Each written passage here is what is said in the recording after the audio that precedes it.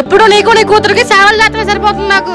దాన్ని ఎందుకమ్మా అంటావు? అనగా నా మొగుడు అక్కడే సంపాదిస్తుంటే నువ్వు నీ కూతురు మా మీద పడి తింటున్నారుగా. అలా కాదమ్మా, అమ్మాయి కూడా ఉద్యోగం కోసమని వెళ్ళింది. అదిగో వచ్చింది నీ కూతురు. ఏమ్మా ఉద్యోగం వచ్చిందా? రాలేదు వదినా. ఎందుకు వచ్చింది? ఎప్పుడు దరిద్రాన్ని నెత్తి మీద వేసుకుని తిరుగుతావుగా. ఏంటి అంటున్నావు? నేనేమంటున్నాను, ఉద్యోగం లేకోకుండా మీ మీద పడి తింటాను అంటున్నాను. ఏం మాట్లాడుతున్నావే? ఒకప్పుడు నాకు జాబ్ లేనప్పుడు ఆడపిల్లైనా తినే కదా ఉద్యోగం చేసి మనల్ని అందరినీ పోషించింది, మర్చిపోయావా? సారీ ప్రత్యూష, ఇంకెప్పుడు ఇలా మాట్లాడను.